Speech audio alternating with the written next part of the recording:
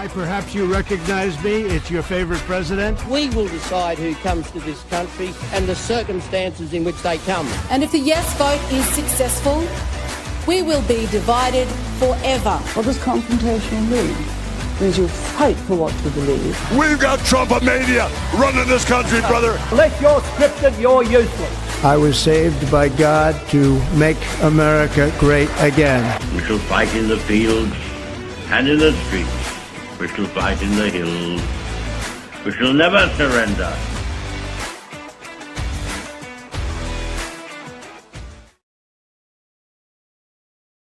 G'day everyone, welcome back to another episode of Commanding the Narrative. My name is Stephen Tripp. Thank you to everyone that is watching this live on Facebook, YouTube and Rumble. And today we're also streaming to the Café locked out platforms. Thank you to Michael Gray Griffith, who we'll have on in a moment, and welcome to all of his listeners as well. We're going to have a great conversation today. I want to get into it quickly, so let's just run through some of the housekeeping before we bring Michael on. Just to let you know how you can follow us by keeping up to date with everything that we do. Head to commandingthenarrative.com. You'll get all our podcasts, any articles that I might write, the newsletter, and also upcoming podcasts as well with all the links. So best place to go, commandingthenarrative.com. Hit the sign up button in the top right hand corner and you'll get a weekly newsletter from me. And also if you hit the donate button, there's some options there on how you can contribute to Commanding the Narrative. Also as well, I need to let you know about Australians for Better Government. Now it's really going well. We kicked this off at the beginning of the year. It's all about improving our system of government and really having a people's movement to drive reform in this country. So please head to australiansforbetter.com, hit the join button and sign up to be a member. The more people that we can get involved, the stronger this movement will be. So I do encourage everyone to do that. We put out a press release just yesterday supporting the proposal by Senator Ralph Babet to push for a referendum to enshrine free speech into the Australian Constitution. So I think that's incredibly important. We're going to be sending this out to every senator in the Senate to support Senator Babet's bill. I'm assuming that party politics will get in the way, which is why Australians for Better Government are calling for the Senate to be completely independent and to ban party affiliation in the Senate. So check out that press release. I think it's important. Also quickly letting you know about the Light newspaper. Now the Light's got a new edition out. It hasn't been updated on the website yet, but it will be being spread out very, very soon. It's a great issue. I've seen it already. I have an article published in there as well. So I encourage everyone to get a copy of the Light. If you wanted to become a distributor, I think that's very important to get this out to people. Please head to thelightaustralia.com and you can sign up to be a distributor. And lastly, I just want to let everyone know about an upcoming event. It's actually a Liberal Party event, believe it or not, but this is one of the good branches of the Liberal Party. I can attest to that personally. It's the Securing Our Energy Future Symposium. We're going to be having Jared Holland from the Page Research Centre. I had him on the podcast a few weeks ago. He's fantastic. Zoe Hilton from the Centre for Independent Studies, and also Paul Vallejo, former NASA aerospace and nuclear engineer. It's going to be at the Balgala Bowling Club on April 2nd at 7 p.m. I'll put the link in the show notes if you want to come along to that. Tickets are only $25. And the significance of that is that it's right in the heart of Zali Steggall's electorate of Warringah. Zali's obviously pushing for a 75% reduction in emissions by 2035. She wants windmills and solar panels, but she doesn't want them in Warringah. She says that on her website. So she just wants to push it all out onto rural communities. We'll be talking about that. We'll be talking about nuclear energy. We'll be talking about a whole host of issues. So if you want to come along, please find the link in the show notes. Right. Time to get on with it because we've got a very special guest. I was on his podcast a few weeks ago talking about Australians for Better Government. I'm returning the favour today. Let's bring him on. Michael Gray Griffith, welcome to Commanding the Narrative. Hey, Stephen. Good to be back. It's a pleasure to have you on, mate. When I was on your show, what really hit me was the different approaches that we both have. I tend to lean a lot more politically. I've been a political candidate in the past. I'm involved in a lot of things politically. Your show is a lot more about community. You play music, you have music videos, you have your own social media platform now. I really got that sense of community and being part of something, and I really liked that. Is that something that's just evolved over time organically for you?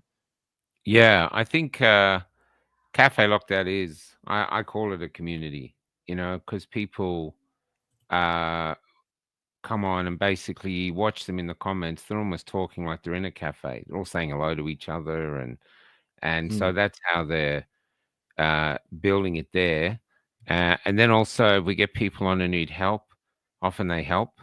You know what I mean? Kiana and her kids, or there was another guy who was vaccine injured. He was living under a bridge because he couldn't afford his rent and the pain relief medication he needed to deal with his vaccine injury.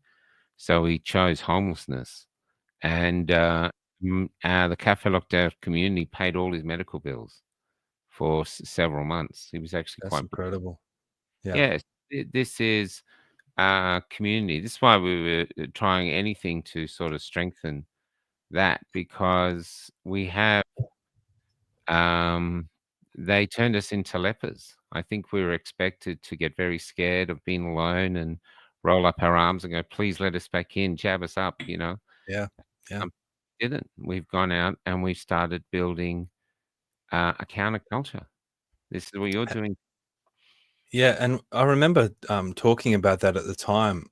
I was saying to people, the unvaccinated are probably the most honest people out there. I know a lot of people that were unvaccinated, but they lied on their form or they had a fake, pass or whatever it was. The unvaccinated really stood up and said, no, I'm pushing against this. I don't care what the repercussions are. We had Gladys Berejiklian on TV saying that life is going to be incredibly difficult for the unvaccinated. These people stood up against it, and they were willing to go out and protest, despite the police presence and the threats and everything that was happening at the time. A lot of us decided to put our hands up to be candidates. You traveled the country doing your podcasts and talking to people, not really caring about what the authorities might do to you. These people are incredibly honest, but they're also very brave and fearless. I think that's an important part of all this. A lot of these people are fearless. Have you seen that when you've spoken to people throughout the country? I think there's more than fearless. I think they actually have the fear, but they do it anyway, which is courage. Yeah. You know what I mean? So we were talking yesterday we had a group in where were we? Maryborough, I think, and we were talking about the first time you went into, say, a supermarket without the mask, and it took courage. Yeah. In front of you, everyone's masked up. You know that you can get arrested. The police are there. They've got Nazis on the door waiting to pull you up, and you go, no, I'm going in. And even that, you still had it in you because you were going against the stream, but people did it. And then once they'd done it once, then they were getting better at doing it. I mean, I've had grandmothers. The grandmothers are the bravest. One was in like her 80s, and she never wore a mask. And someone said to her, "You've got to wear a mask." And she turned around and said, "I'm wearing one." And then she just kept going. She wasn't.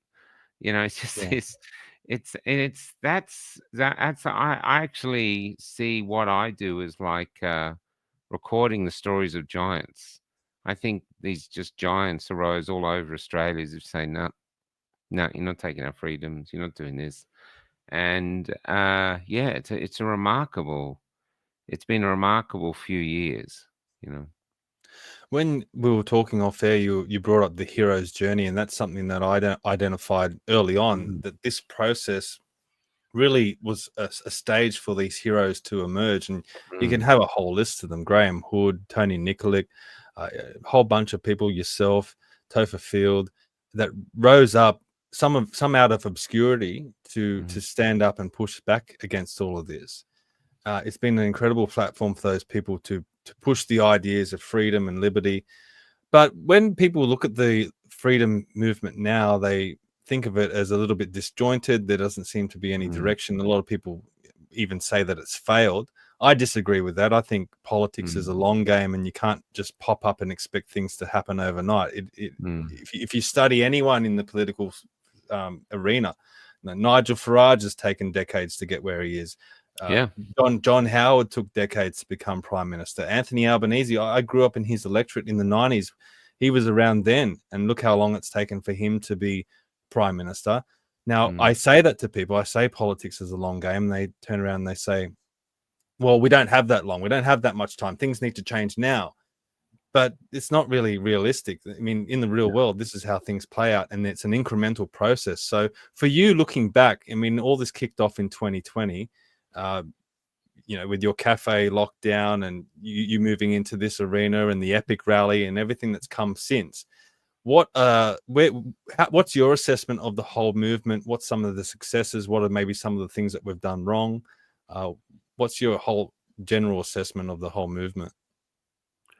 I think everyone in it, everyone who's unvaccinated now, or everyone who maybe just took one is on our side, or even took two and is joining our side now, and there's more joining us. I think everyone is on the hero's journey.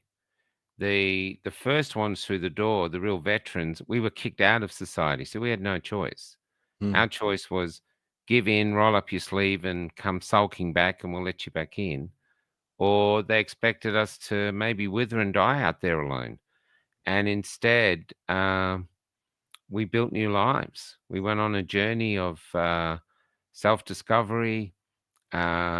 We went rabbit holing. Now we question everything. We're not sure what's up, what's down, and the only thing we really trust is ourselves. And we found great fortitude within us. I often ask people, did you know you were this strong before COVID? And they go, no. And I think even ACBC, which was we grew up with, I think ACBC now is after COVID and before COVID, because it's been such a change in our lives. I think a lot of people also had to go through a lot of pain. And the pain was discovering that a lot of their friends and even family weren't who they thought they were. They just they turned their backs on them, which they couldn't believe they would do, but they did. And so our community has gone through a lot of pain. In fact, a guy in Kerrang, Mark, we call Moose, he's got a beautiful saying where he says, we've been where they are now, but they haven't been where we are now. And we're becoming enlightened, I think. We're open to ideas. There's something there's like sherbet in our blood, and we do get fatigued. And I think we get fatigued because, as you said in the opening, or before we came on, I think a lot of people were hoping for a golden bullet. Okay, this thing's come. How do we fix it quickly? We're a quick fix society. Even say Epic, which we're going to do on Saturday. I think people thought, oh, 1 million people came from Epic. That's it. The government will say, oh, we're sorry. Okay, yep, we hear you now. And instead, the government didn't even come out to meet us. And I think that was on purpose. Every city in Australia had the biggest protests they've ever had. Even some country towns had the biggest protests in their history. All of them ignored, which was basically the government saying, you're not a democracy anymore. I know you haven't got the memo, but here's the memo.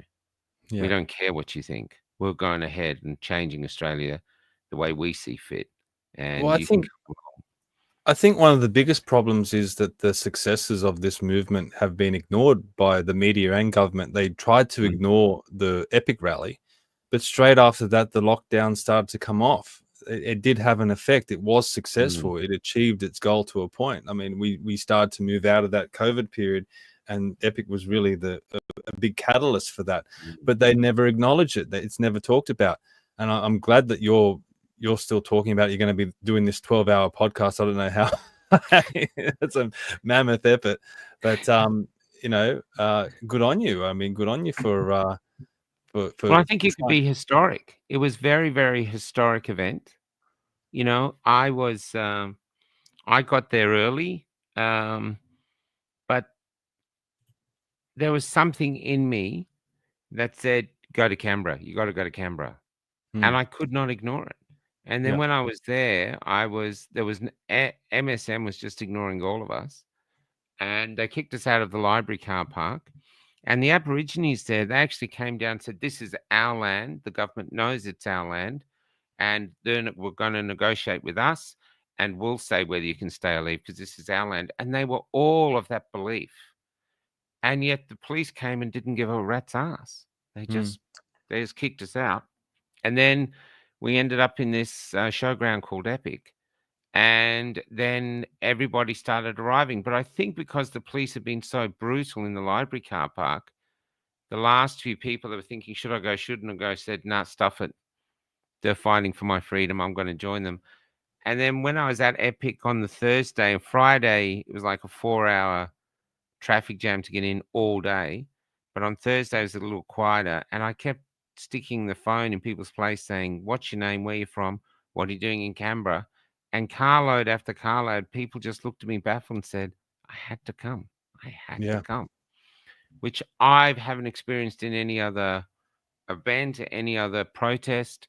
There's something different about Epic. And that's why I'm trying to do this longer podcast so the community can talk about it. And it should be enshrined in our culture as like a holy event. I mean, I'd love it if, say, 100 years from now, Epic is a day off. And people go, what's it about? And they go, well, here's the history. This is where Australians stood up and said, no, we're a democracy. And you're not listening to us. MSN's not listening to us. The politicians aren't listening to us.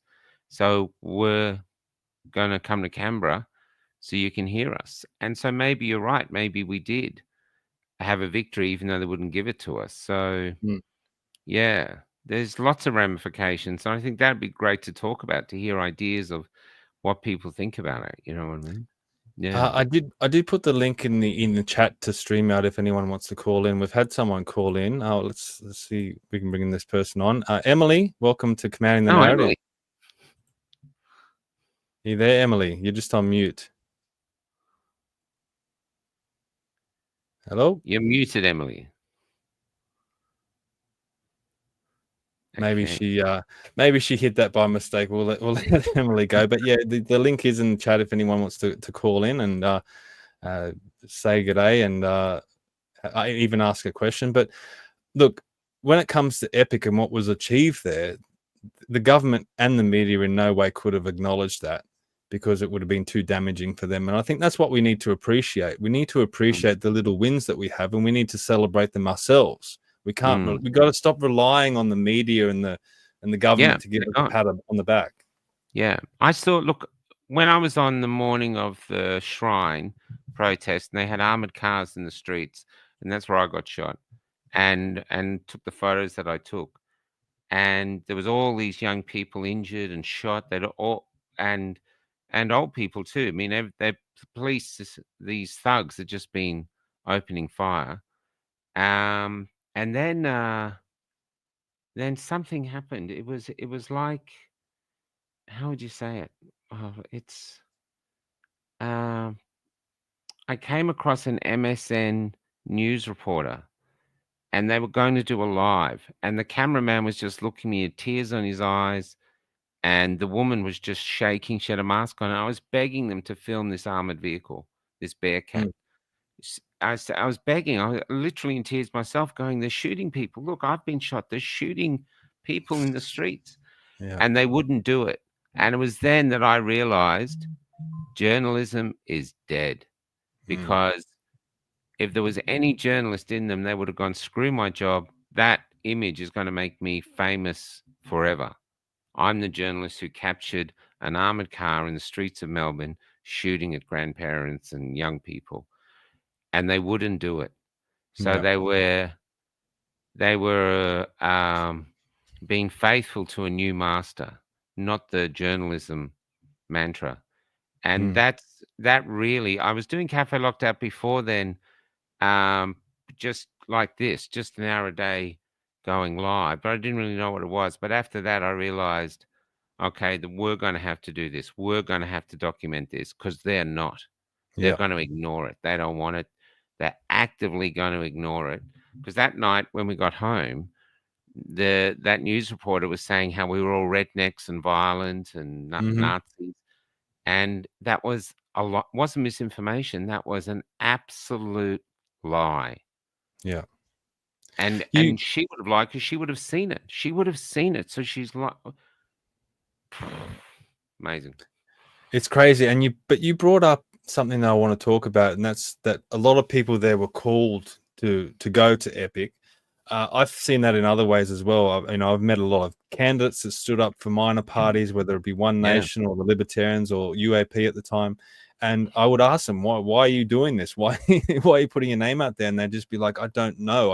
I feel like I'm called to do this. And I had the same feeling as well. I'm not religious. I identify as agnostic. I mean, I don't have a dog in the race at all. But I did feel that I was put in this position for a reason. I don't know what the reason is. I don't know what it's going to lead to. But I feel like there's a lot of people on that similar journey. We're on this path. We don't exactly know why we're on this path. And you even see it with Donald Trump now. After he got shot, he's talking a lot more about, I must be here for a reason. I don't know what it is, but we're all on this path. Do you have the same feeling? Yeah, I did a post a while ago that said all of us are in this thing that I think, I gave it the name, the Army of Light, where we're just standing up and going, no, we can't, humanity can't go this way. And so we're all trying different ways to do things. And even if you just go out and use cash, you're sort of joining the Army of Light. You don't have to do much to join it.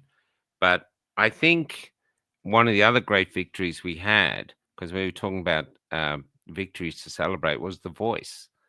I really think The Voice terrified the government because they threw everything at it.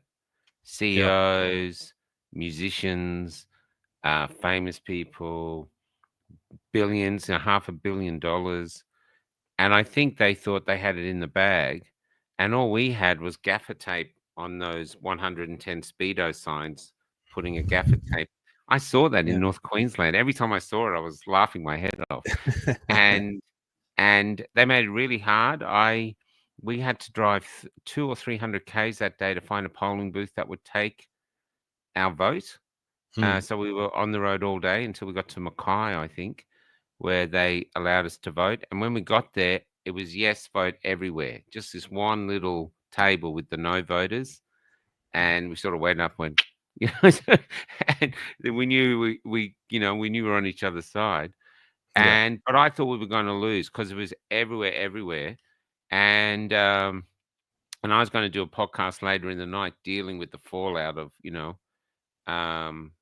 our loss. And before I even had a chance, we'd already won.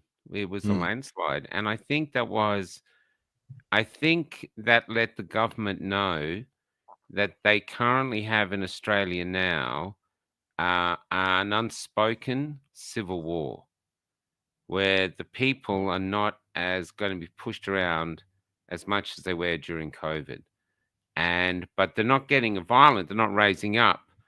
But I don't think that was anything to do with race relations at all. I think that was just Australians, no camera in their face, no one looking over their shoulder, no one threatening their job. They just basically told the government, F you, we've had enough. I think it was a protest vote. And that's why the government has taken a while to do anything else, because they're thinking, what do we do? You know what I mean? This could be worse. Maybe that's why they, in Epic, even though they wouldn't acknowledge us, they did drop the mandates, because if these guys' numbers grow, I mean, I looked at my phone at one point when I was interviewing people in Epic, I was reaching 5.6 million people from my phone a month. That's like 1/5 of Australia. And I'm only one podcaster. There was everyone was podcasting. So I think they're aware that it was like, okay, how do we do this? And now I think everything's up for grabs. But it's like you said, I think it's a long game.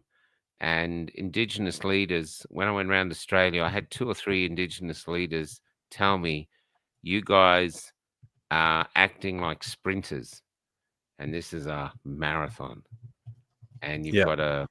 you've got to pace yourselves. You're going to take losses, but you build and you build and you build. And that's my philosophy, is that we have to have a long game. I mean, to be Mm. honest, Stephen, it might be that we're trying to plant seeds now for a forest for our grandkids that you and I Yep. will never see. Yep. And they might not even realize we planted it. But I think that's the duty of us now. We have to go, okay, we're not going any further into tyranny. We're fighting everything we can, and we're trying to guide the country back until our children or our grandchildren or our great grandchildren, if we have those, are born free and valued as citizens and proud of their own country. You know what I mean? Mm. So yeah. Got a couple of comments. This one's from Jan. 3 years ago, I had lost friends and family and left with 12 Facebook friends. Today, I have over 400 Facebook friends. Majority I've met through Café, Lockdown, and Michael. So, I mean, there's definitely positives that have come Thanks, along Jan. the way. We've got a few Yeah. callers. I don't know if your audience understands the call-in option, but hopefully they have called in to That's great. participate. Yeah. So you So just let's put the bring link on. up there and they can just click on the link. Yeah. So, Great. Karen, are you Doing that on tomorrow. to ask a question or to talk? Welcome. No, not. Well, let's try David. David, hello. Are you there, David? Nope. All right. Well, let's keep going.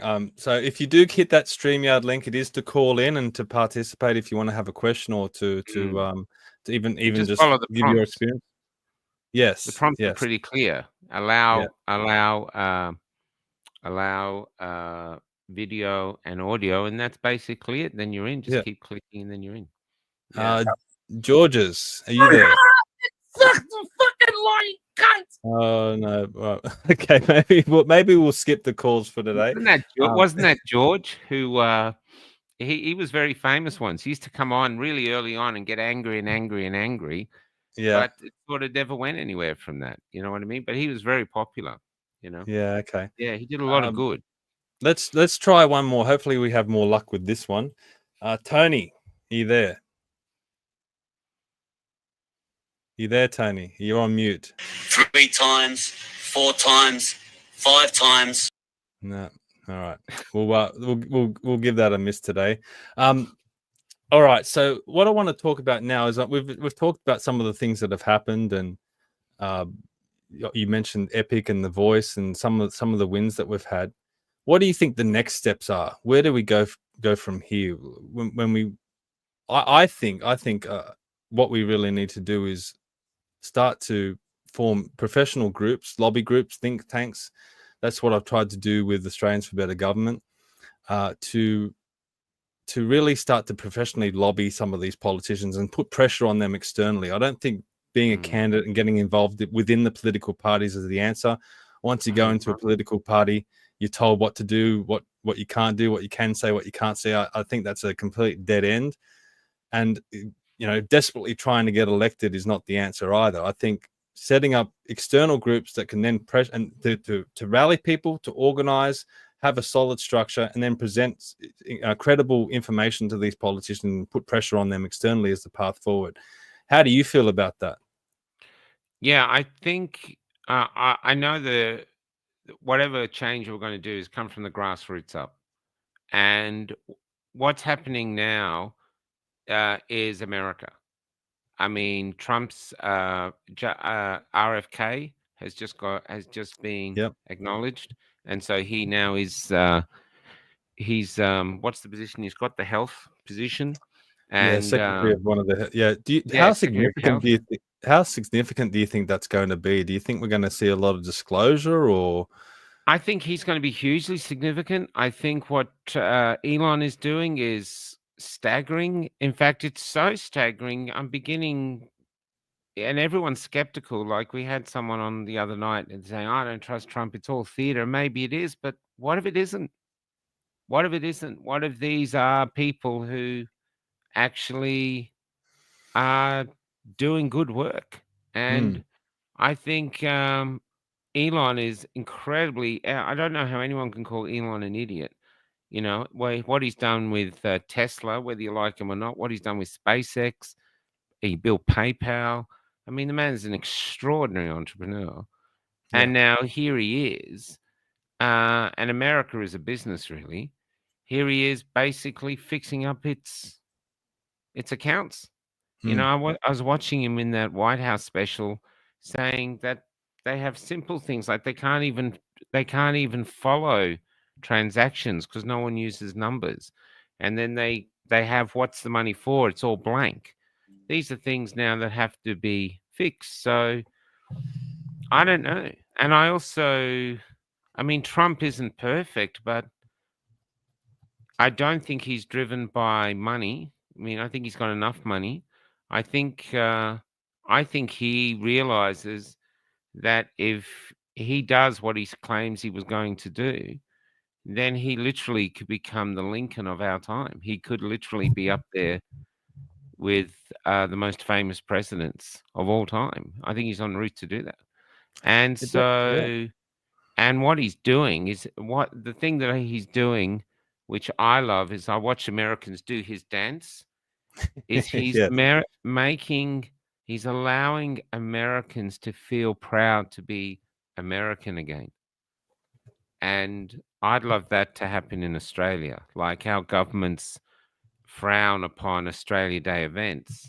And yet I've seen more blue flags around than I've ever seen in the past. So the people are becoming patriotic, and the government is sort of seeing that as like, oh, you know, can you put a rainbow flag or something else? And so I think the cultural shift from America is going to come here. I think now, g'day, Forsh. I think now we have to start having the discussions, not about so much all the deep, deep rabbit holes like ice walls and stuff, but about what do you want for your kids and your grandkids? Do you really want them to be born where they're vaccinated from the moment they're here? They're just basically seen as a golden goose by the corporations who squeeze them for everything they get until they die. They have cameras in their face everywhere and no freedom. Or do you want them, as I believe, most children are born with the seeds of greatness in them? Could we have a society where our children are basically our most important asset, and everything is built towards what do you want to do? What's your gift? You know, let us help you. In order that they can see Australia grow from there, because I think so their dreams become the foundation for the next generation. I think Australia could become, even rival America, as becoming one of the greatest democracies, most successful democracies in the world. We've got all the resources. Yep. We're multicultural. We don't generally we're much better at race relations than other countries. I don't think there's another country does it better than us. And I think there's great promise here. But what we need is vision. And what we need is to kick off the shackles of the corporations and these treaties that our idiot politicians that have signed that are leading us into poverty. There's no reason we should be broke. I mean, in Victoria, we're sitting on so much brown coal and so much natural gas. You throw a lit cigarette down the road and rabbit hole, we all end up on the moon. I mean, there's just, you know, this is insane. And I think there's some fundamental things we can get back to there. And that's what I think anyone running for politics is not taking Australia back, because humans don't go backwards, but it's actually selling a plan for a new Australia that they could see they could reach. Paul Lassig from the council, he's got a great idea. He approached us saying, what we need is a cultural renovation. So the Australians are completely broke, but Aussies understand renovating. They're great at it. Well, you've renovated your house, you've renovated your car. Now we've got to renovate the country. We've got to renovate the health system. We've got to renovate everything, really. We just have to renovate the country and get it back to something that we're really proud of, and that we can go to the next generation. Here you go, build on this, you know. You hit the nail on the head when you said that Australia has so much potential. I've been to America. I love America. I love going. It's a great country. But when I come back to Australia, I almost want to kiss the ground because we've got it so good here. And I think we have a far better system here. And I do think Australia has the potential to be a world leader and a world player.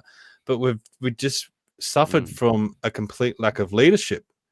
And even you might even throw John. I mean, I was watching an interview with John Howard the other day, and I remember when he was prime minister, I thought he was almost, he almost walked on water. I thought that everything that he did was fantastic. I look back now, I don't have that feeling, and I haven't really worked out why. I think it has a lot to do with he didn't leave a legacy. He left nothing. Like since then, we haven't had a good leader in this country, and I think a lot of it has to do with him. He was in power for so long. And it became, in the end, a lot about him and his leadership. But he didn't leave anything behind. We didn't get a leader that he blooded or he could have put Peter Costello in that role, and Peter Costello could have gone on with it. But it all just went up in smoke, and we've just been struggling with the horrible leadership that we've had ever since. But this country has tremendous potential, and it could be a world player. As you said, we've got all the agriculture we need, all the mining, all the resources, but we have these crazy policies where we dig up our cheap, reliable energy, our coal, our gas, and ship it off overseas so they can use it, and then we import all the intermittent, unreliable stuff that costs a fortune and needs to be replaced every 20 years, and most of the time it doesn't work anyway. It's just completely insane. Not even 20 years. I mean, yeah. No, sorry to interrupt. It's just that, everything we buy is shit. I'm sorry. Yeah. But we don't make anything anymore either. I remember going to my grandparents' house, and they had a national radio in their kitchen, and it worked forever. Like they had it from when my mum was born, and it probably still works today. Whereas you buy a phone these days, it lasts for 2 years and it's already starting to die. So, and it's because we're shipping in all this stuff from overseas that doesn't work, and it's built to not work. It's built to become redundant in a few years' time. Yeah, that's right. So you got to buy another one. Because we went to Broken Hill a few weeks back, and what amazed me there is that most of the houses are still there, the original houses. They're probably well over 100 years old, 100, 150, and they're still standing. And that's a harsh environment. They have tornadoes out there. They have the sun just bakes down in the winter, especially in the evenings. It's freezing, gets down to -5. So these buildings are under enormous duress, and yet they're all still there. Yeah, they're all still I worked on the Sydney Harbour Bridge. That's where I actually lost my job during COVID, and we look at it and go, "There's no way we could build anything like that these days."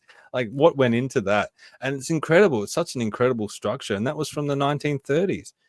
But all the materials we get these days are rubbish, and they don't last. And it's little things. I did an interview with a bicycle repairer, an old guy, and I said, is it a good business? And he said, thanks to China, it's a great business because the spokes. He said he's been doing it for 40 years.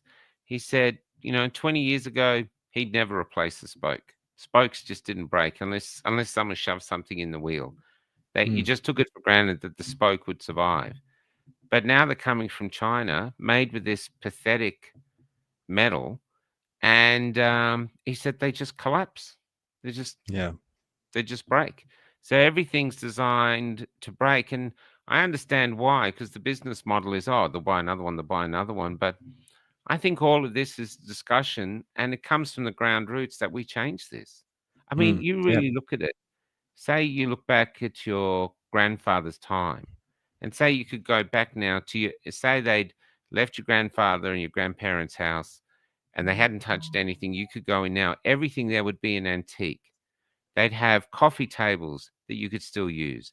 They'd have dressing tables that you could still use, beds that you could still use, and literally not only you use them, you could hand them down to your kids if they wanted that style. We're in an IKEA generation, you know? You move house with IKEA furniture, 30% of it's not going to make the journey. Hmm. You know, Yeah, you're right. and so what are we leaving? Well, like, oh yeah, and then that generation came, and what did they have? I think the only thing I used to have a joke that the only thing we'd leave is remember those tummy tuckers they had for a while? Remember those? They used to go, Yeah. oh, this is made out of titanium, it lasts forever. And I thought, that's all that's going to be left. And they'll probably think it's something like, this must be a religious thing, that they're doing this. This must be their God or something.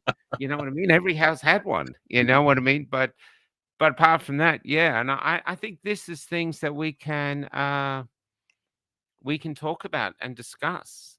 And then I also think, getting back to the freedom movement, actually, there's one major thing that I think we all have to discuss, and that is how we create commerce in the freedom movement.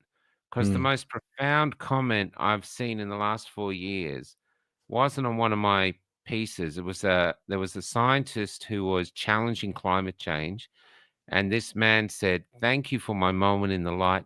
Now back into the darkness where the money is." And so the corporations have the money.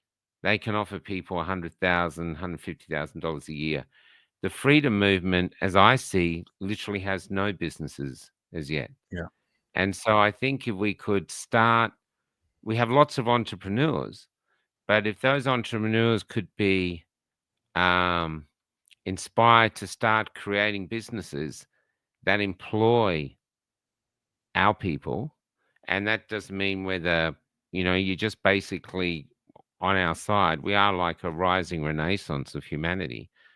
And then we're doing commerce amongst ourselves. I mean, there's a young guy, Joel Pryor, and he was trying to make an online sort of white pages where, say, wherever you live, if there's a carpenter on our side, the people in your area go to him.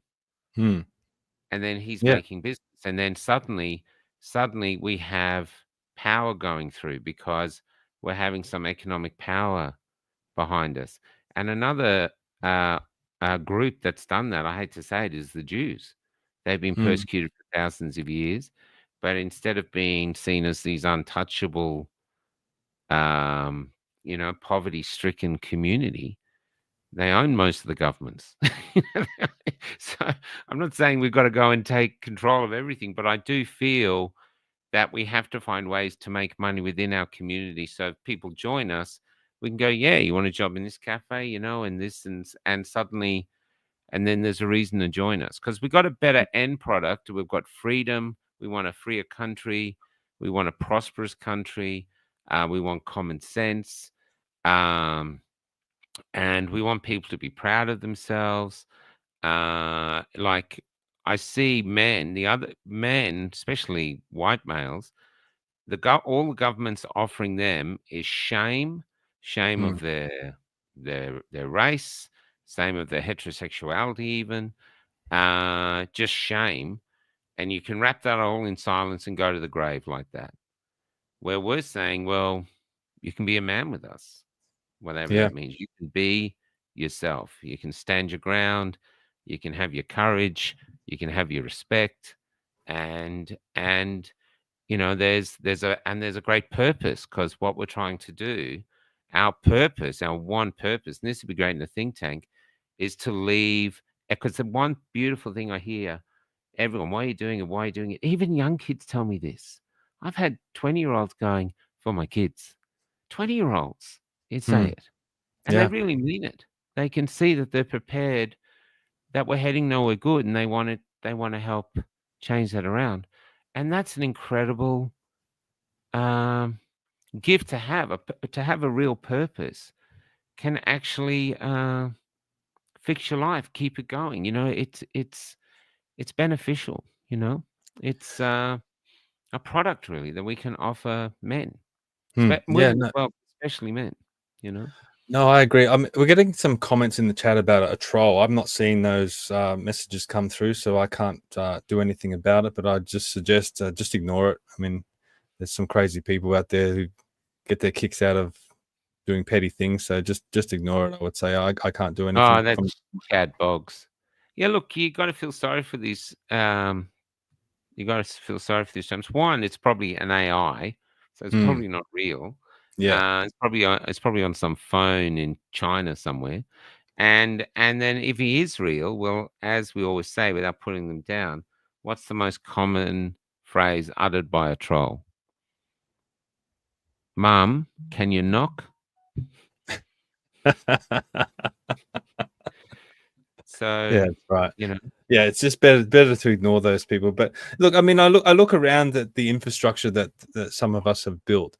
With the federal election coming up, I look at someone like Joel Jamal, who's just built his own studio, and now he can host some of the candidates on his platform, and they can have a voice. I mean, that was a big reason why I started my podcast after the federal election, because I realized that I had no media exposure. I was basically ignored. It didn't matter what I did. I had Mark Latham come down to the Spit Bridge to do a press conference, and he put out a press release and blah blah blah, and no one turned up. And Mark Latham, no one turned up for Mark no Latham. one turned up for Mark Latham press briefing, and that's when I realized that you're not going to get anywhere as a minor party candidate or an independent unless you've got money or you've got exposure. So we need to build our own infrastructure. And the whole idea of building this podcast in the beginning was to be able to platform some of these candidates who might not get a platform anywhere else. And when you look around now, you've got your podcast. I mentioned Joel's. You've also got Club Grubbery. There's other people out there doing their own thing. And now a lot of these candidates do get a platform. They do have an opportunity to get their voice out there, and I think that's incredibly important. We have started to build our own ecosystem and our own infrastructure, as you said. People. I know there's groups out there where you can find freedom-loving companies that you might want to get services from. Maybe there'd be a plumber or an electrician or something like that. I know we got referred to a dentist in our area that was on the same page as us. So. How do you see the election that's coming up? There was a lot of momentum. There was a lot of feeling at the 2022 election. There was the UAP and One Nation specifically. The UAP, unfortunately, has fallen away. And I think that's been a big travesty because they had so much momentum. They had a lot of supporters behind them. They probably didn't get the result that they were hoping. But as we said in the beginning, it's a long game. And if those candidates were still around now, and a lot of them are in different parties, that could have been a movement. Do you think? Do you see any hope in this election for good candidates to get more traction than they did last time? Yeah, I do. So when the election happened last time, I was on the road doing that first big trip around Australia, and I was bringing on anyone I could. Sometimes I was doing 4 or 5 at a time. Just to give them any exposure. And we do interviews in the morning, in the afternoon. Anyone who was running, we gave exposure that we came across. And I was watching these passionate Australians. There was one called Susanna, I think, in South Australia. The year before, she'd won Paramedic of the Year in South Australia. Now she was sacked because she wouldn't get jabbed. So now she was running for the UAP. And she was just driving all over South Australia. There was another one, Catherine, I think it was. She was in WA. She was driving all over WA. And driving all over WA is a significant journey. You know what I mean? It's literally, I think the journey from Perth to Broome is almost the equivalent, or to Perth to Port Hedland is almost the equivalent of Perth to Melbourne. I mean, it's a huge country. And they were doing that and going to town hall. So they had all the passion and energy, but they were brand new. No one really knew what they were doing. And the mainstream media was completely ignoring them. And I think the people too, the country itself was still in fear. No one really knew what was happening. There's a lot of, because one of the really great obstacles we had was we'd already accepted a truth that the others couldn't accept. And what the truth is, and the truth is coming out now. Now it's undeniable. Now you have to actively fight to live in denial. And what the truth was is that the people that were pushing this vaccine onto us, they knew it was dangerous. They knew. They knew when they were pushing it. They knew as they were pushing it onto the kids. They knew as they were pushing it onto pregnant women. How many knew? How far down it came? I don't know. But in Australia, there was lots of people who knew.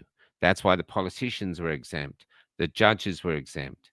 They knew, which means that why they knew and why they didn't tell us, that's up for discussion.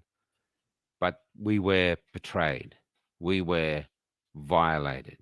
And all the techniques they used to get people to take it, from separating families, Koshi, basically telling people, keep your unvaccinated, don't allow your unvaccinated family and friends to come to Christmas.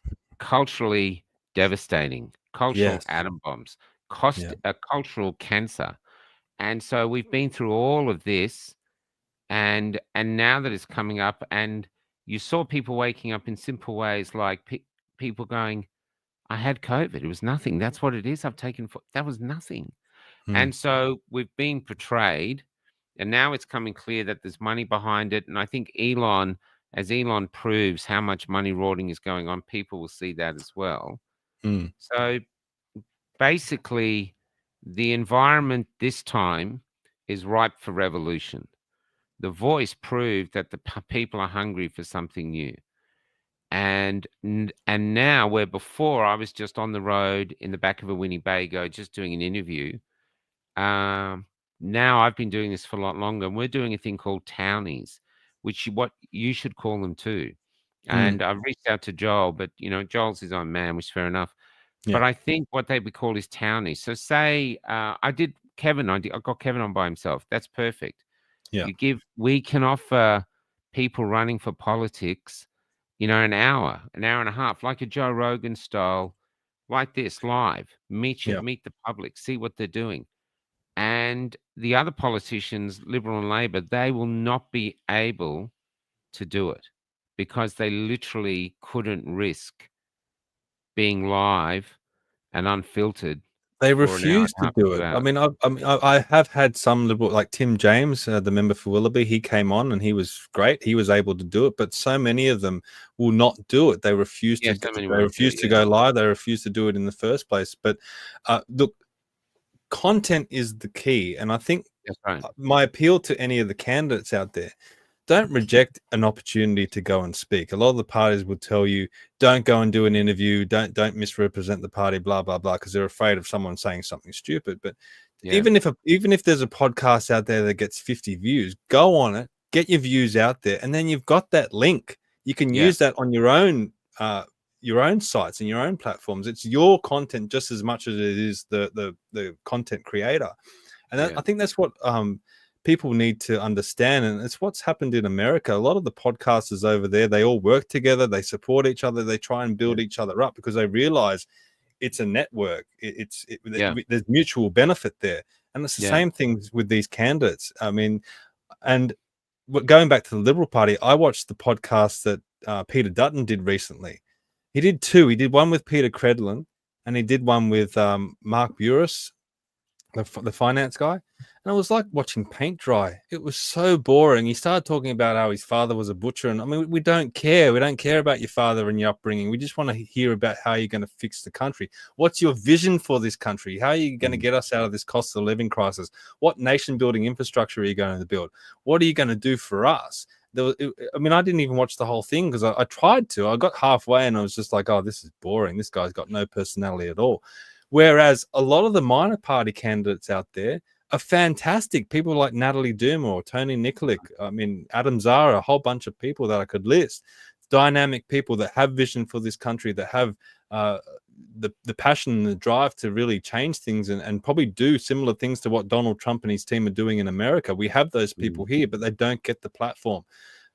So thank God this election, we do have a lot of the podcasters out there that do have an audience, and we can start to platform some of these people because they exist. They're there.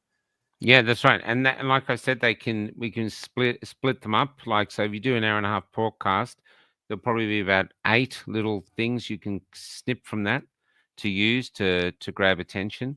And even if you do say something wrong, well, you're going to be in politics. You're going to say wrong things.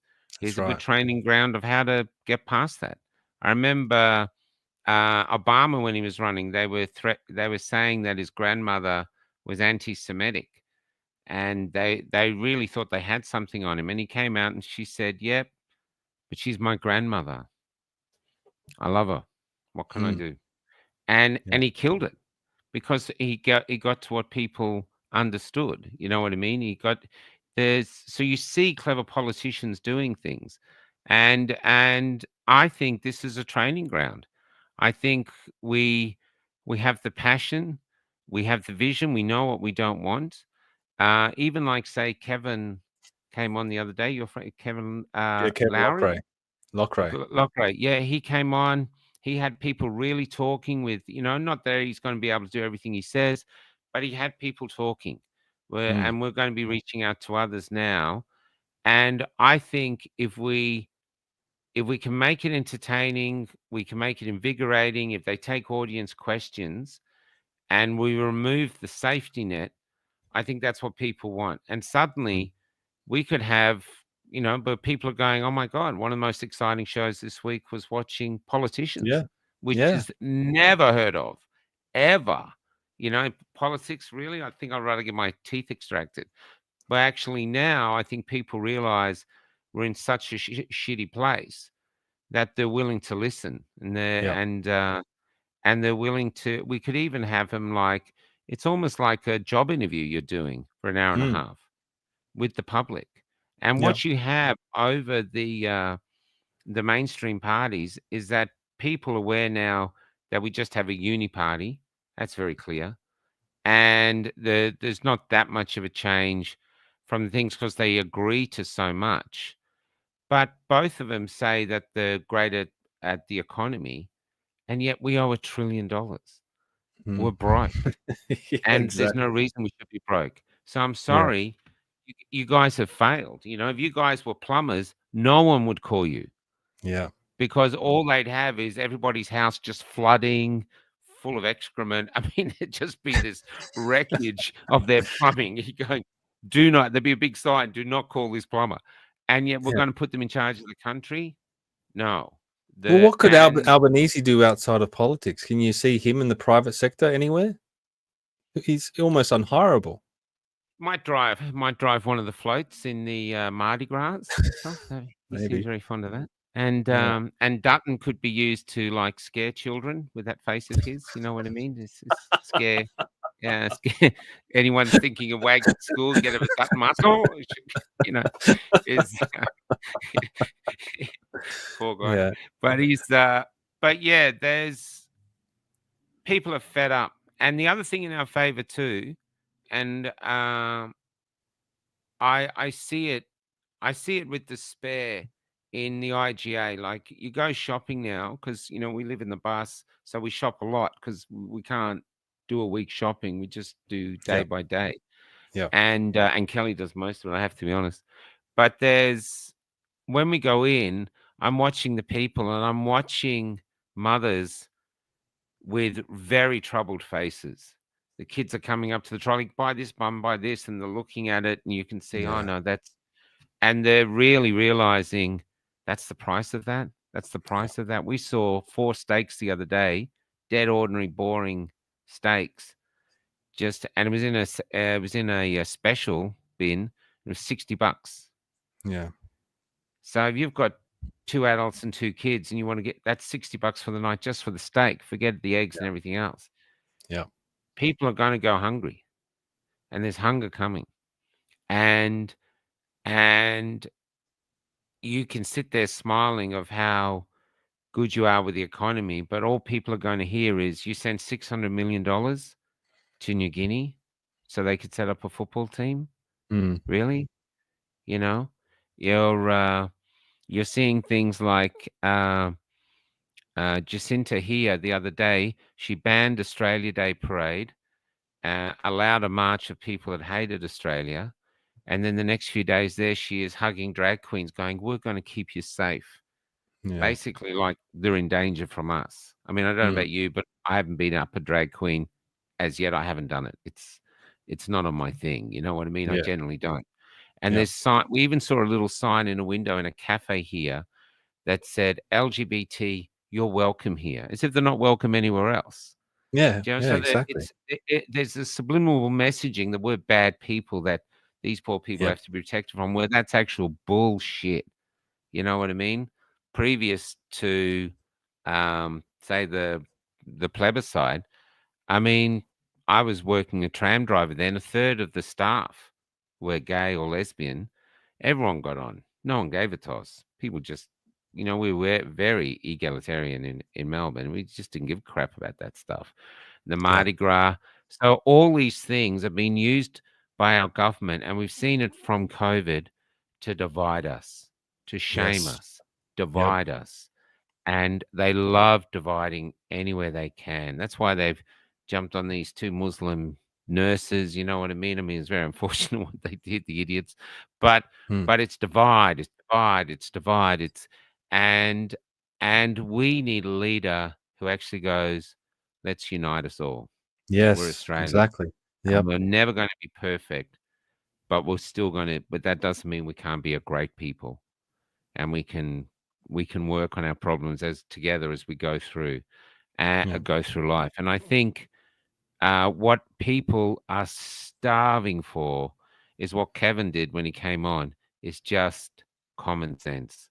And that's what Trump's doing. Trump just sits there and goes, there's 2 genders, get over it. And that's it. There's the fact that we've had a teacher here who pretends to be a cat who's, hissing at students. What? I haven't heard that one. Yeah, it's been big news. Yeah, she they call her Miss Purr or something. Anyway, I think they're doing something with her. But the thing is, to me, if you talk trans stuff, to me, you want to transition, you're over 18, knock yourself out. It is your existence. And most Australians, I think the same way. I'd understand it, but it's your life, buddy. Free country, your life, do what you want. What we do say though is that stay away from the children. I would even go as things like this: sex education in the school should be removed. And the reason being is that they say, oh, we have to teach them because, otherwise, if we don't teach them at 5 how to masturbate, how are they going to, which is what the WEF want and the WHO wants. To me, childhood is about discovery. And you suddenly get to your teenage years, you become sexually active, and you're learning. And you're learning from each other. And we're pretty good at those lessons because there's 8 billion people of us. We learn how to copulate. We've got that in the bag. But what we're doing is removing that beauty of discovery from the children. I mean, they're teaching the kids now at an early age about spooning. I'm not even sure what it is myself. But the thing is, childhood should be about just the children, finding out who they are, learning that they can act with their friends, letting them build networks, but just letting them be innocent. And I think most Australians would agree with that. Stay away from the kids, Yeah, government just wants to involve itself in every aspect of our lives, and a lot of the time it comes down to they've got this bureaucrat somewhere sitting in an office trying to justify their own existence by passing these stupid bits of restrictions or guidelines or whatever it might be, and to the point now where they have these consent laws where under the law every sexual act, including kissing, needs to be discussed and agreed upon before you can actually do that act. And I mean, I think about women, like imagine approaching from a woman's perspective.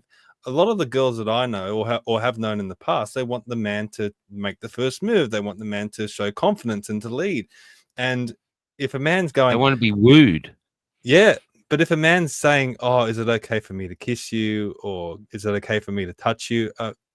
They're going to be turned off straight away. And I can't imagine any woman would want that. But this is the law. I mean, and a lot of young men are abstaining from having any sort of relationship or engaging in sexual activity because they're petrified of what could happen to them if a girl goes to the police or makes a claim or says something afterwards or just regrets it afterwards and then says that, oh, we didn't have a discussion and a conversation and what have you. So there's a big difference between rape and there's a big difference between what the law says now, and it's devastating because you hear stories about how young children are not as sexually active as previous generations, and it's all due to this government interference. I mean, as you said, we're as a species, we're pretty good at working that stuff out for ourselves. We don't need government stepping in to make those decisions for us.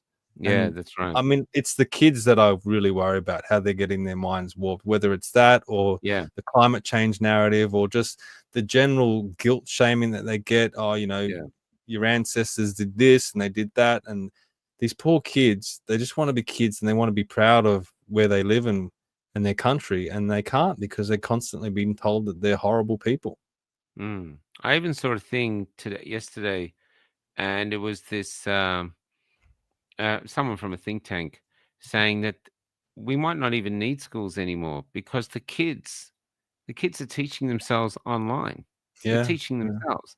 And if you what Kelly and I on the road, we meet a lot of homeschool children, and some people put them down, but to me, I'm blown away by them. They're so confident, and they come in and they're looking around like they're just absorbing. They're just in a constant learning state. They're just learning. And one young guy came up to us in Mildura, and he goes, "I've done a song about the periodic tables. You want to hear it?" And he was about 11. And he sung every whatever the periodic table is. He got it all in this song. Then he asked me if I was correct. I'm like, yeah, sounds right. I have a clue. So he was already left me in his wake. But the thing is, it's clear that our kids are willing to learn. And I remember I got really angry because one of my children, I remember before they started school, they were full of confidence, really learning quickly and loving learning and just comfortable in their own skin. And I knew when they started school, they were going to be attacked and their self-worth was going to be under attack, which is what happened. And I think it's done on purpose. Well, I don't know if there's people behind it, but they want our young women to feel sort of you're not pretty enough, you're not skinny enough, you're not this enough, you're not whatever enough. So they're despondent, and what do? They buy shit to cheer them up: chocolate, makeup, other stuff like this. They create a need in the young person, and we're more interested in how we can milk them for money than we are in where they born with seeds of greatness. Can we find those seeds? Can we grow them? Yeah. And that's what I think. I actually sometimes one of my favorite subjects in school was fractions, not because I was good at them, but I used to love the way you could reduce this enormous problem to a very simple problem, a very simple sort of maths problem by reducing it. And I think we can do that a lot of problems. I think one of the problems with the world now, it's like the game Monopoly. We're reaching the end of this cycle. There's a small group of people that literally own everything. And there's the rest of us realizing we can't continue playing this game. There's nothing in it for us. So we can either leave the board and find another game, or we can turn the board over and start again. But that's where we're reaching. You know what I mean? In America, even here, you've got people working full time and they still can't afford to live well. Yeah. You know what I mean? They can't buy a house. They can't. And we've got all the space. So I don't have the answers myself, but I'm just got a point now where I think we're at a point of getting the correct questions together and then starting the conversations like we're having now. Yeah. So and then interacting with the people watching, that we have these discussions, and this is why free speech is so important, and that's why they're after free speech.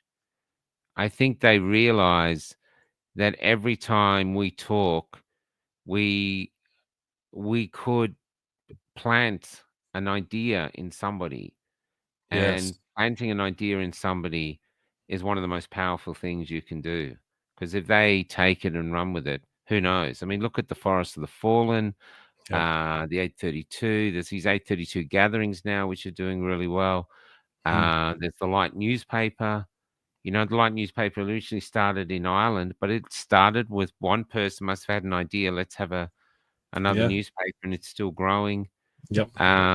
So ideas of the idea that you're having about using our podcasts to interview and publicize people running for parliament, I think this election, there's a potential that we could revolutionize how we run elections, because the people will be able to, if they want to, will be able to have a really deep discourse with those running. Mm. And so, and people aren't stupid anymore. You know, our bullshit meters are primed. You know, that's, I think what happened with COVID was like a Pearl Harbor attack, and no enemy gets two Pearl Harbors. Yeah. And that's why we killed monkeypox. We killed anything else, you know. So yeah. Yeah. Yeah. And what's amazing, if you look around the world at some of the other Western countries, they're facing very similar issues that we are. I mean, I was listening to the opposition leader in Canada speak the other day, and it was almost like if you just took him out of Canada and put him in the Australian Parliament and got him to say exactly what he was saying, and you didn't know he was Canadian, you would think that he was an Australian politician talking about the same issues that we're facing here. And I'm in conversations with people in the UK. They're facing very, very similar issues. And that's the power of the internet. Not only can we have conversations with people here in Australia, but we can also share ideas and best practices with people overseas. Okay, what's working in Ireland? What's working in Canada? What's not working in the UK? What's not working here? And we can have those conversations. And I think that's what it's moving towards, and that's why I have so much. Well, I have a lot of hope and faith in what's happening in America, because hopefully we get a residual effect from that. You know, with RFK in there now, Elon Musk doing his thing, the whole Trump presidency, and everyone that's involved in that. Hopefully, if they move things in the right direction, the politicians here in Australia are going to be forced to move things in that direction here. It doesn't seem that way right now. With Albanese, he's pushing a lot of censorship. He failed on the disinformation bill, but he got the ban on under 16 on social media through. He got the hate speech laws through. I just saw today they're targeting cash. They've brought in this thing to allow about 97% of businesses to be able to say that they won't accept cash. So there's a lot of challenges that we face here in Australia, but hopefully, we will follow the lead of America. But we do have some battles ahead, and we need to get behind good people that are pushing back against these things and rally together. We're stronger together. And you talked about divide and conquer before. That's why they do it. They don't want us to be one unified block, because they can't stop us if we are. I think the no cash thing is great, because that's very easy to fight. You don't go to those businesses. And I know there was one business called House, and that only took credit. And I went in to buy a Christmas present, and I'd had one or something I had there, two things I brought to the table, and they said, we only take credit. I said, oh, well, see ya. And we interviewed another old couple, and they forced them to take cash. He refused to leave until they took it. It was, is that Adelaide? No, it's an Adelaide couple, I think. Yeah. Well, it's legal tender. They have to take it. Yeah. But they did an old couple in their 80s, and they stood their ground. It was hilarious. They called the cops and everyone, and basically it was just, but House gave in. House now accepts cash. And I think if businesses realize we're losing business, they won't care what the government says. They're not going to take an ideological stance if it's going to affect their bank balance negatively. So if you find a business that doesn't take cash, just spread the word. Well, we're not coming in until you do. Exactly. And that's it. And this is how the people can win that one. That's an easy one to win. It's and the Albanese isn't getting rid of cash for us. He's doing that for big business. He's doing that so it can be controlled more. So as far as I can see, Albanese is lost. He's a complete puppet of someone else, and he's not serving us at all. Yeah. That's right, and that's when the most people I see think the same. Mm. And but yeah, I just feel now, if we keep celebrating our victories, that's and if we just don't stop, no matter what's thrown at us, if we just don't stop, I think over time we can really turn this around. Because bit by bit, I think people will look at us and go, "Look at that Stephen guy. I thought he was an idiot, but he's still going. He's still Yeah. pushing it, and Yeah. everything that he said was right. Yeah. He was right. He could see That's it. how it works. That's why it's a long game. That's how Yeah. that's how it's played. Yeah. So we're veterans now, Stephen. We're the veterans. You know what I mean? If someone wakes up now, they go, "Oh, well, these guys, they've been at it from the start." And there's, some older than us. Some go, "Oh, I've been awake for 30 years or whatever." But basically, I think the war started with COVID, and now people will get to a point where they decide, well, what's in it for me? Did I come to this planet just to buy stuff I don't really care about, stay Yeah. silent and vanish as I was never here? Or am I realizing I'm a part of a greater human story? And the goal of that human story is to create a world where humans prosper, which is what's Yeah. happening in America. And I'm going to be a part of that. I'm going to be a part of, because we've got AI chomping on our heels to make us redundant.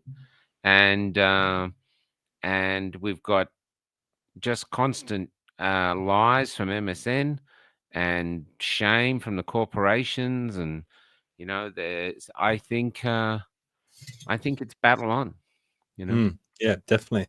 All right, we're getting towards the end. I've got a couple of questions. One here from Katie. Where's that gone? I just had it ready. If you star them, they go into the thing. We learnt that. You hit that Okay, star, yeah. it goes into a separate box. Oh, I should do that. I'm learning all the time. we Okay, go. can you ask Michael what his hope is for the future of Australia? And after everything he's seen and everyone he's met, what is his number one tip or suggestion for Aussies? Wow, that's heavy. The future for Australia, if as long as we don't quit, is to become a beacon of decency and hope and freedom for the entire world.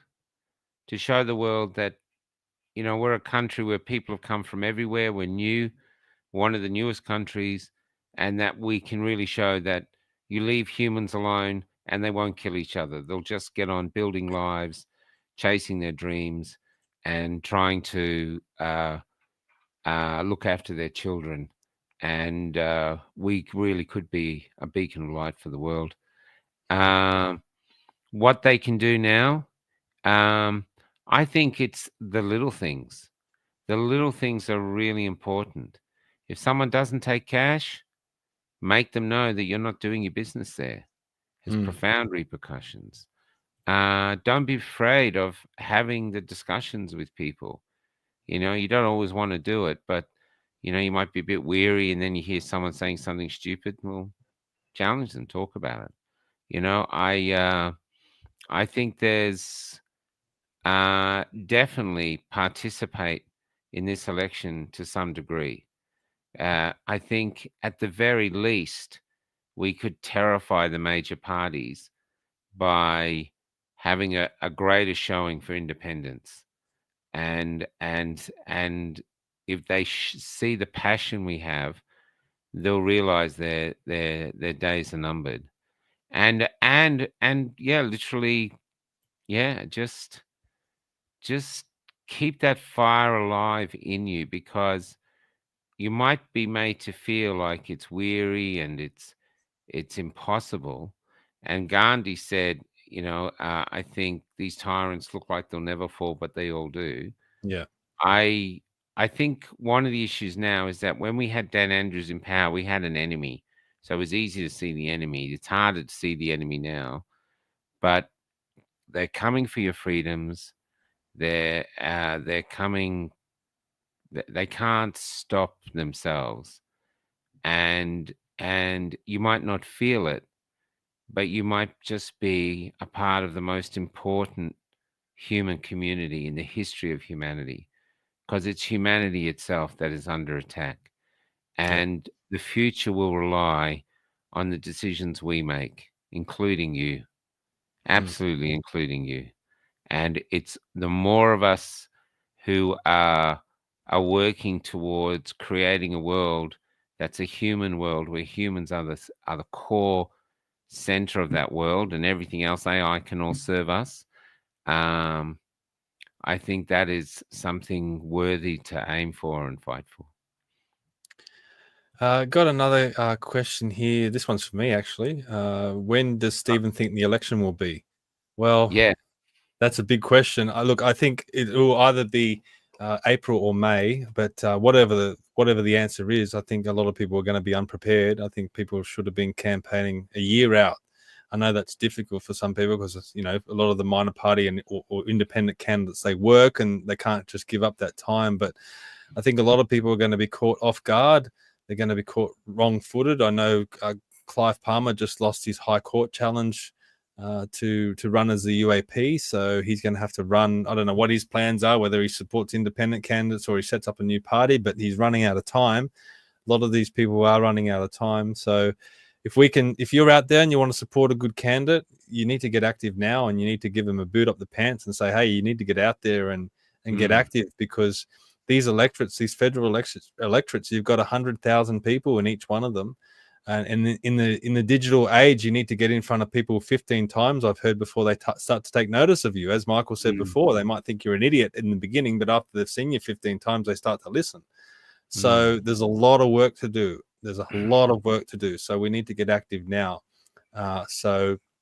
If you know any candidates out there, give them a kick up the pants and say, get out there, start campaigning, start getting your act together, because we're running out of time. Even if it is May, we're still running out of time. So yeah, approach us. Come on. I like the idea of getting independents from two different groups or parties together, even having a debate, an independent debate. I think people would really enjoy hearing that. And let's just have the discourse. Let's talk about what's wrong and how do we fix it. It's the only way we can move forward, is to actually identify problems and then form solutions. Okay, so you're doing this 12-hour podcast coming up. Let everyone know about that and how they can follow it. So what we're doing is we're getting photos together. If you want to have any photos or videos, send them to epic.cafelockedout@gmail.com. And so what it's going to do is, I believe the freedom movement in Australia was conceived at the shooting of the Shrine. That's where we got effed. But we didn't back down, but we still came back to the front line, but they shot us. And that was basically a clash of identities. The Australia who we thought we were, our perception of who we thought we were as Australians, meeting the new corporate Australia that doesn't care about shrines or grandmothers or kids. It just wants you to comply and is willing to shoot you with a rubber bullet if you don't. So that was where we were born. That was where we were conceived. But EPIC, I believe, is where the freedom movement was truly born. There was every single group was there, common law groups, all the other groups.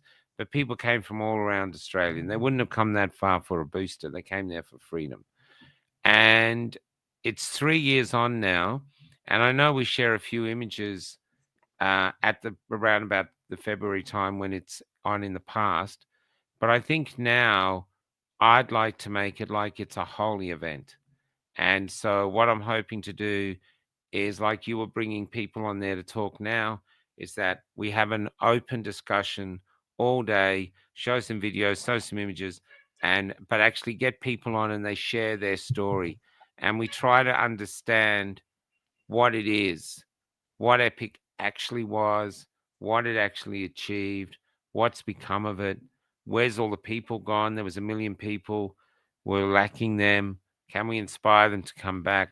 You know, there's and stuff like this. Also, a lot of people were badly injured by some weapon that the government had that they've never agreed to. So they never admitted they did, but they did.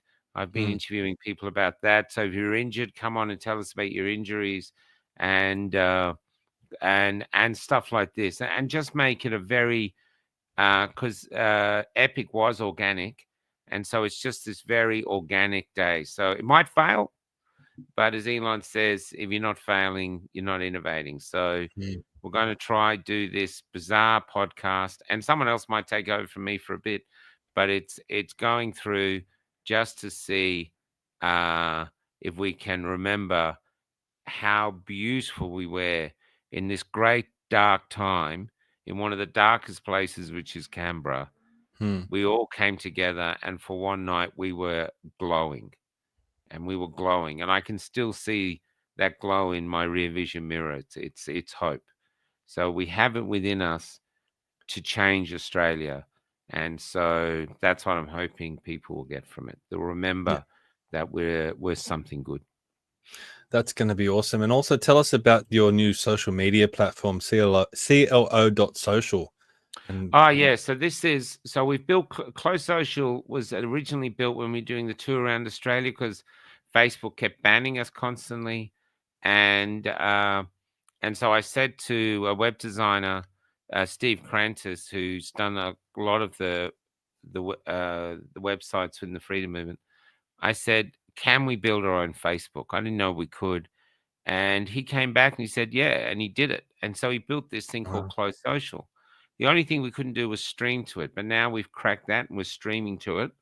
And so now we're trying to get it as basically we're offering it to the people saying, if you want it, there is your online hub. There, you've got a marketplace, you can have pages, you can have groups, you can stuff. And just seeing, hopefully, people take it up. There's about 6,500 people on there now, 6,700 or something.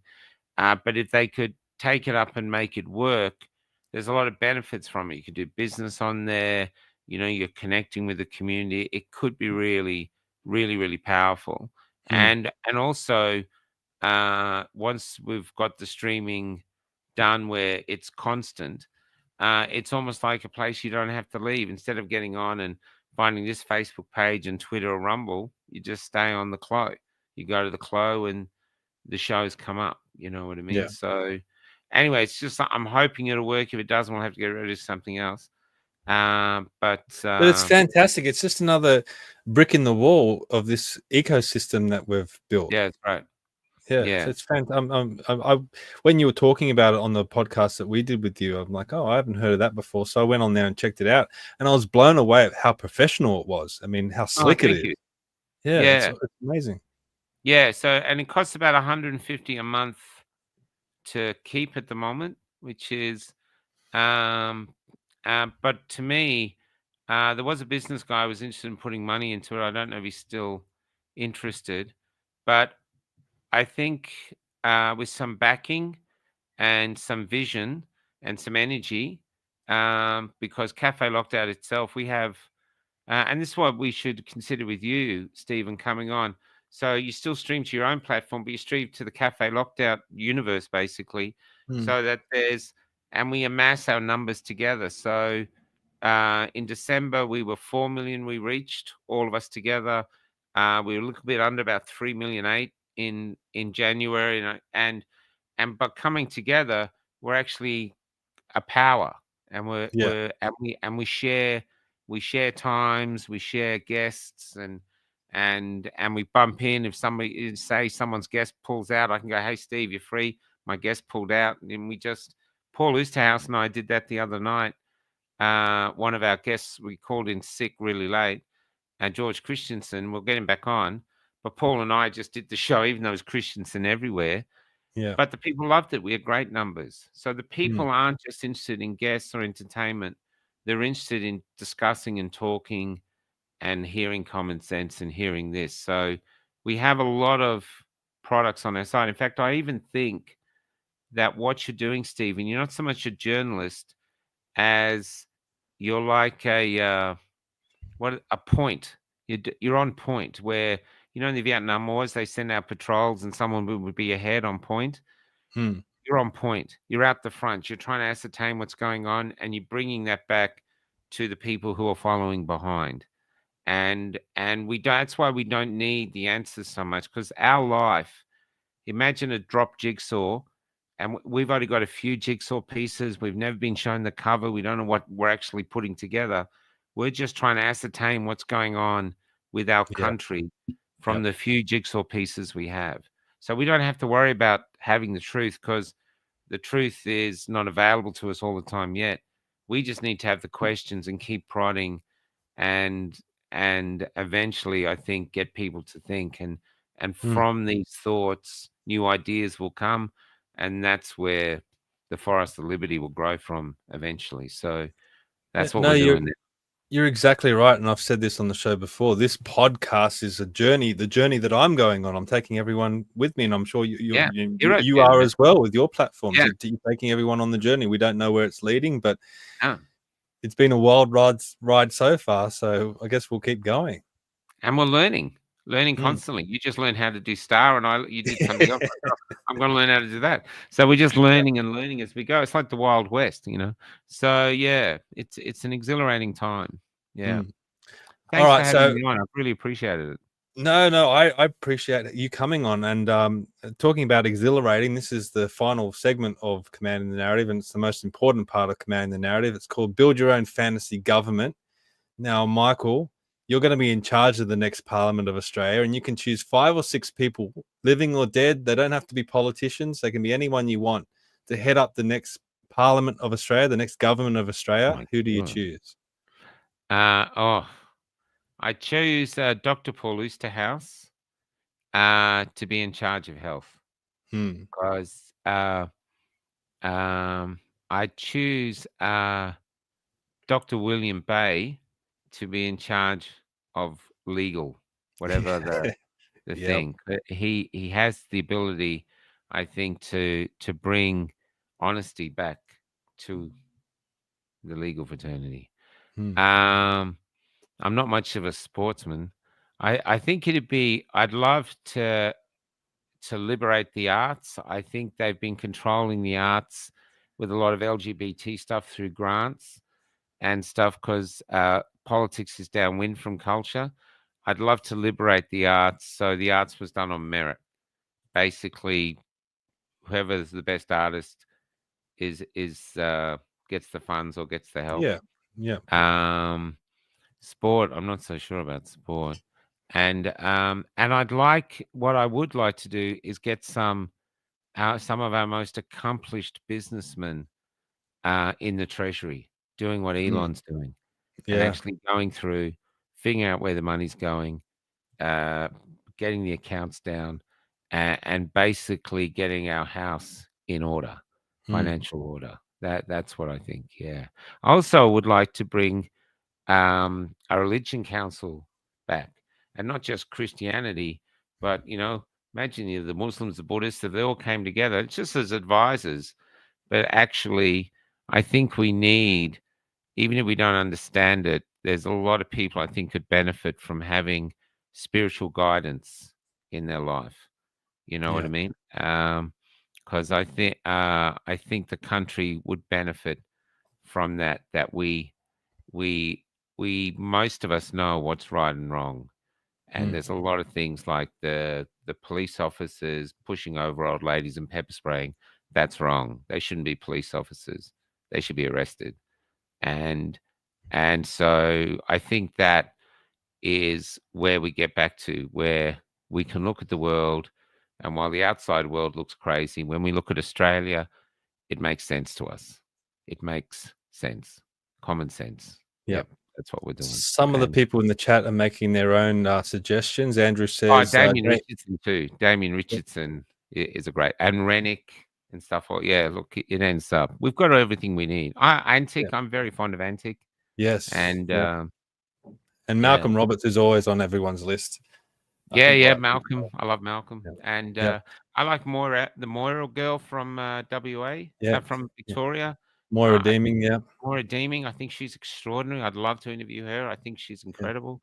Yeah. And I've Julie, met people everywhere. Yeah, there's a lot of Yeah. people that people would know that I've met that I think would be very good yeah. at a lot of things. Yeah. Julie says Gina Reinhart for Treasury. I think that would be interesting. Jan says Michael Gray Griffith for Prime Minister. How would you like that one, mate? No, I'm not a politician. I'm really not. I think I've been picked to do what I do. Believe me, here I'm good at this. Yeah, I'm okay at it. You know what I mean? Yeah. Yeah. But no, I wouldn't want to be that. In fact, there's one of the most beautiful things that happened to me on the movement happened from a Czechoslovakian person, and because early on, when I was waking up in Melbourne and I was looking at everything, and it seemed so much darkness, and everyone seemed to be. They looked at the darkness and thought it was light, and I was like going, but it's dark. I was really confused, and I read an essay by a Czechoslovakian playwright called Václav Havel called Power and the Powerless. It got him arrested for 10 years and thrown in jail for 10 years. Anyway, when I read this, I got it. He said if the media won't publish your stuff, set up your own media. And I literally thought, okay, I'll do that. And then so I set up Café Lockdown based on the writings of this previous freedom fighter. And there was a lot of what he in there that I understood. I got it. And so I followed him. And I never told a soul. I just did it, you know. And then about a year and a half later, I was at some gathering, and this woman came up and said, I'm from Czechoslovakia. I said, where are you from? Czechoslovakia, she said, Michael, you're Australia's Václav Havel. I thought, wow. So I'm spreading this man's wisdom on. I'm like an apostle of him. You know what I mean? He did it under true communism. He had the courage to do it. But he became the prime minister. He was crap. So that's good. I'm not going there. Not that it'll ever happen. But I think it's better they're doing what I'm doing. Yeah. No, I think you're doing some great work, and thank you for sharing this to your audience, and I'm sure my audience also appreciated hearing from you. Cool. You're almost like a thought leader in this space, and a great mind. Any think tanks you have, I love think tanks. I think that's when you said think tanks, I think that's really essential. Yeah, well, that's what we're trying to do with Australians for Better Government. I mean, as I say, we can't rely on politicians to drive a lot of these movements. It has to be a grassroots people's movement. And that's what we're trying to do. If people want to join, they can head to australiansforbetter.com, hit the join button, and become a member, or just follow us. I mean, keep up to date with the stuff that we're doing. We're going to hopefully start hosting events, and maybe we can have you along to speak, Michael, and just give your thoughts and what you think.